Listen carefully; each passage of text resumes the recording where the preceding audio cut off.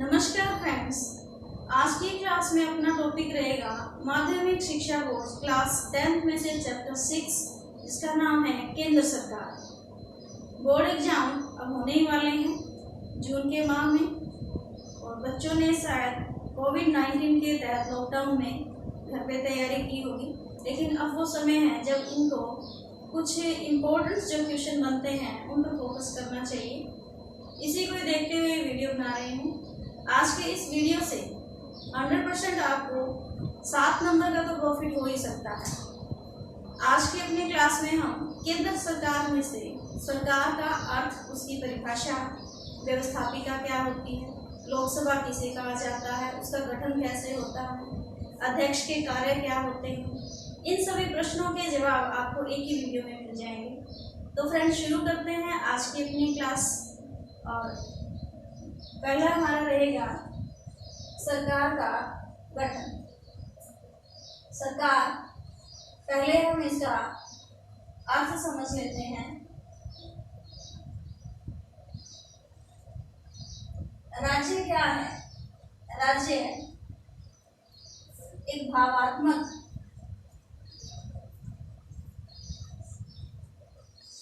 अभिक्रिया है, अभिक्रिया, अभिप्रेरणा ऐसे भी कह सकते हैं। यानी कि राज्य अपने आप में कुछ नहीं है अगर उसको सरकार का सहयोग ना मिले। यानी कि सरकार के अभाव में हम राज्य की कल्पना नहीं कर सकते। यानी कि राज्य अमूर्त है, अदृश्य है। राज्य को मूर्त रूप सरकार द्वारा ही दिया जाता है।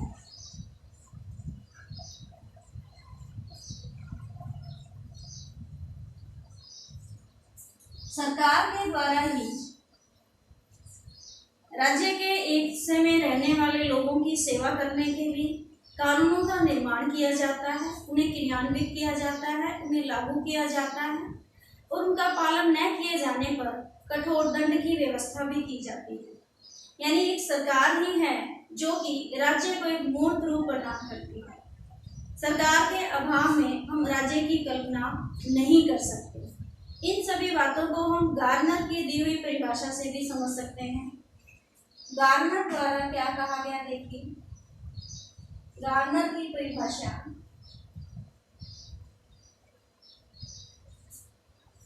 इसके अनुसार सरकार वह उपकरण या मशीन है जिसके द्वारा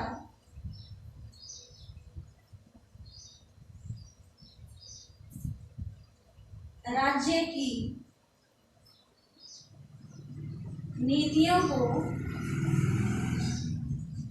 निर्धारित किया जाता है।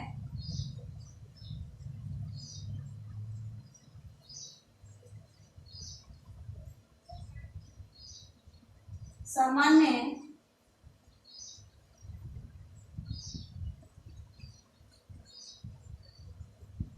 नियम बनाए जाते हैं।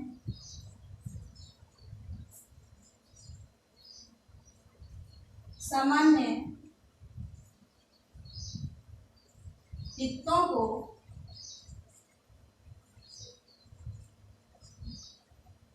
उन्नत किया जाता है।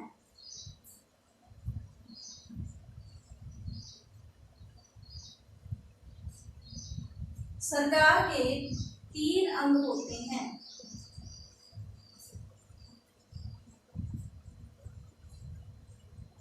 उनके नाम हैं व्यवस्थापिका, कार्यपालिका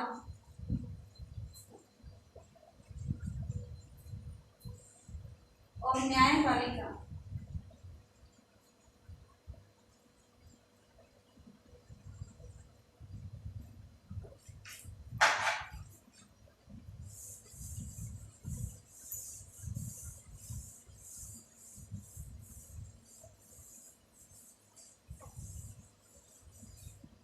हमें भारतीय राज्य व्यवस्था में व्यवस्थापिका के दो रूप देखने को मिलते हैं।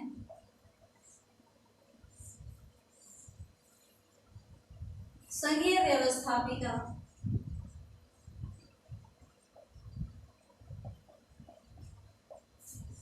और राज्य व्यवस्थापिका।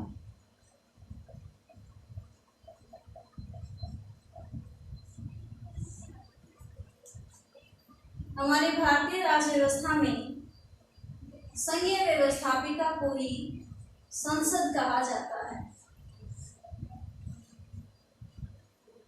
हमारे संविधान के अनुच्छेद 73 में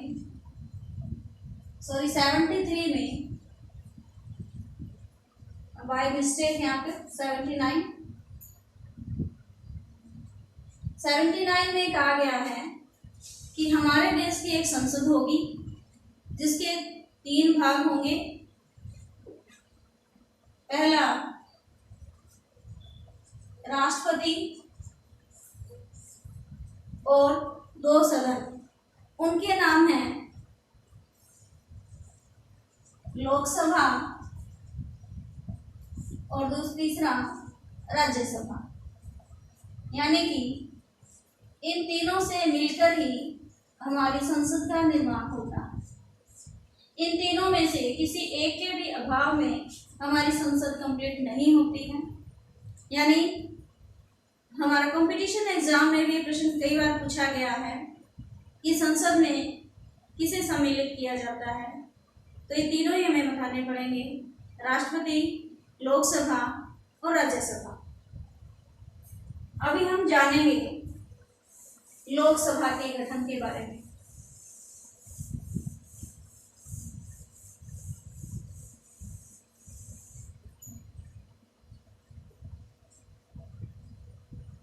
लोकसभा का गठन। लोकसभा संसद का प्रथम सदन है, निम्न सदन है, लेकिन लोकप्रिय सदन है।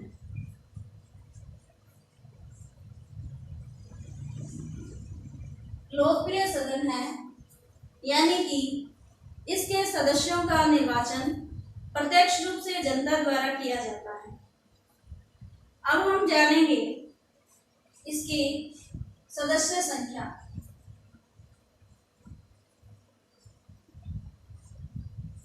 संविधान में व्यवस्था की गई थी कि लोकसभा की सदस्य संख्या 500 होनी चाहिए, ये निर्धारित किया गया था, लेकिन समय अनुसार इसमें बढ़ोतरी होती गई है और गोवा,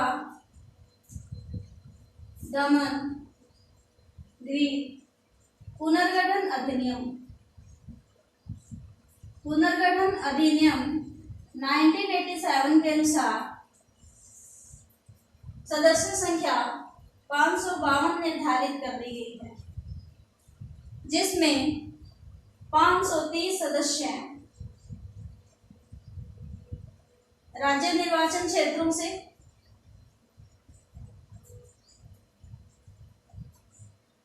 और 20 सदस्य संघीय क्षेत्रों से और 2 सदस्य जिनका कि चुनाव में होकर राष्ट्रपति के द्वारा उन्होंने किया जाता है। ये 2 व्यक्ति आंग्ल भारतीय होने चाहिए, यानी कि इन 2 व्यक्तियों का कोई चुनाव नहीं होता, ये राष्ट्रपति द्वारा ही मनोनीत किए जाते हैं। अब हम जानेंगे निर्वाचन के बारे में, इनका निर्वाचन कैसे होता है।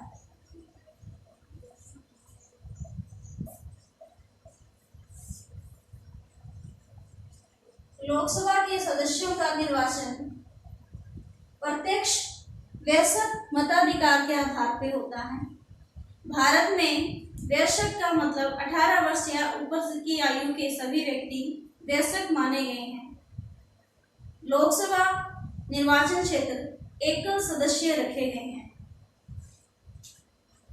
अब हम जानेंगे इनके योग्यता क्या होनी चाहिए। योग्यता के संदर्भ में एक अलग से मैं आपको बताना चाहूंगी, लोकसभा, राज्यसभा और राष्ट्रपति।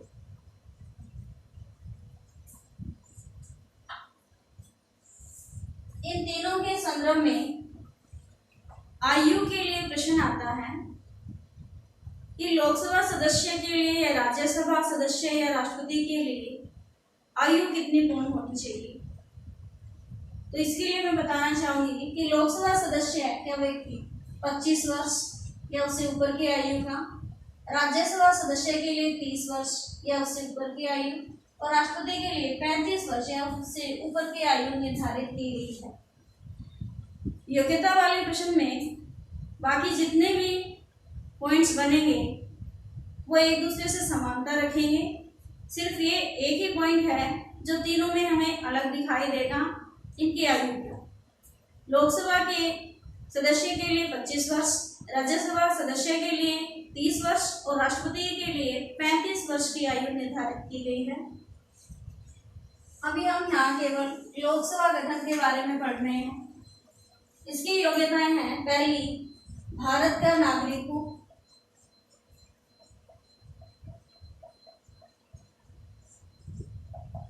दूसरा पॉइंट, 25 वर्ष या उससे ऊपर की आयु का हो।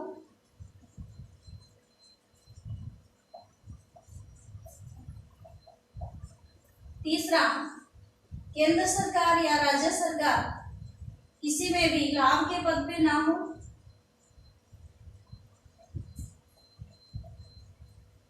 सरकार में लाभ के पद पे ना हो।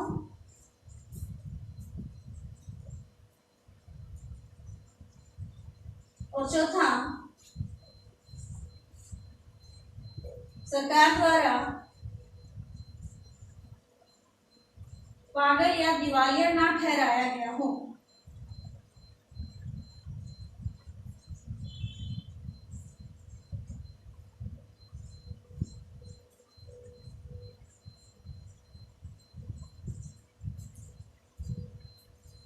ये योग्यताएं हैं। अब हम पढ़ेंगे अधिवेशन के बारे में। लोकसभा के सभी अधिवेशन राष्ट्रपति के द्वारा बुलाए और स्थगित किए जाते हैं। इनके लोकसभा के 2 बैठकों में 6 माह से ज्यादा का अंतर नहीं होना चाहिए। अब हम पढ़ेंगे इसके पदाधिकारियों के बारे में। लोकसभा के पदाधिकारी,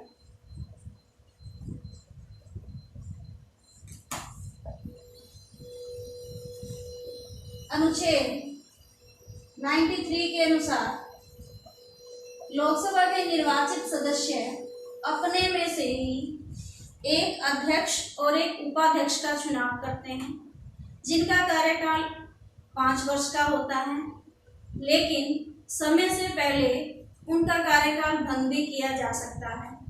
इसके लिए बहुमत की आवश्यकता होती है। बहुमत लेने से पहले ही इन सदस्यों को 14 दिन पहले सूचना देनी होती है।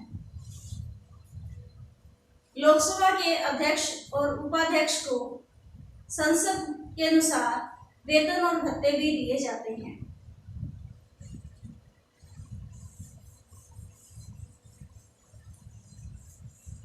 अब हम जानेंगे कार्यकाल कितना होता है। लोकसभा का कार्यकाल 5 वर्ष का होता है, लेकिन लोकसभा अस्थायी सदन है, यानी इसे समय से पहले भी भंग किया जा सकता है। ऐसा हमारी राज व्यवस्था के इतिहास में 9 बार हो भी चुका है। प्रधानमंत्री की सलाह से राष्ट्रपति द्वारा लोकसभा को समय से पहले भी भंग किया जा सकता है। ये यहाँ पे 7 नंबर का हमारा एक प्रश्न कंप्लीट होता है, लोकसभा का गठन। अभी हम जानेंगे लोकसभा के अध्यक्ष के कार्य और उसकी शक्तियों के बारे में। अध्यक्ष के कार्य और शक्तियां।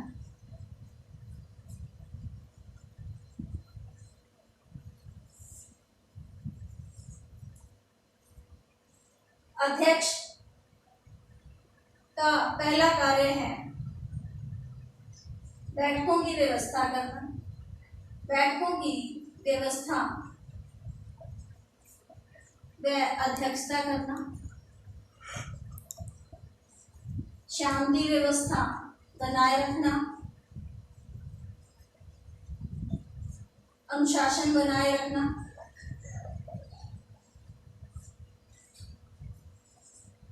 दूसरा कार्य है अध्यक्ष होने के नाते लोकसभा के सभी कार्यों को क्रियान्वित करना और वाद विवाद का कार्यों को क्रियान्वित करना और वाद विवाद का समय निश्चित करना।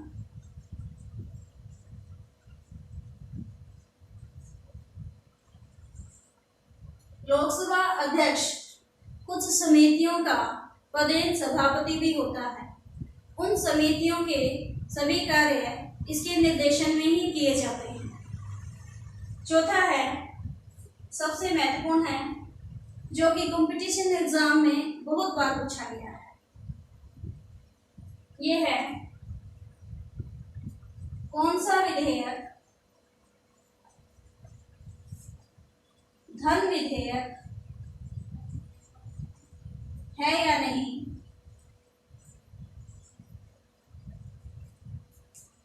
ये बात लोकसभा अध्यक्ष ही डिसाइड करता है। ये प्रश्न पॉलिटिक्स के अंतर्गत पोल साइंस के जितने भी पेपर आते हैं उनमें ये प्रश्न 100% पूछा जाता है कि धन विधेयक के लिए कौन सूचित करता है, तो वो है लोकसभा अध्यक्ष। 5वां पॉइंट है संसद व राष्ट्रपति के बीच में,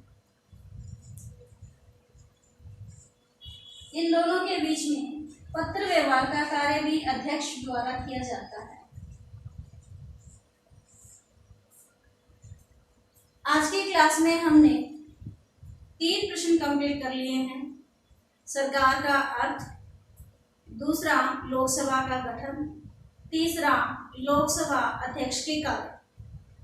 इनमें से फ्रेंड्स आपको 7 नंबर का पेपर अवश्य मिल जाएगा। तो फ्रेंड्स आप इसको पढ़ते रहिए, कंटिन्यू रहिए, और भी वीडियो आपको मिलेंगे। यह है 10th क्लास SST बुक में से पहला पार्ट है जो पॉलिटिकल साइंस के चैप्टर से उठाया गया है। इससे आगे भी वीडियो बनते रहेंगे। लाइक कीजिए, कमेंट कीजिए, शेयर कीजिए। धन्यवाद।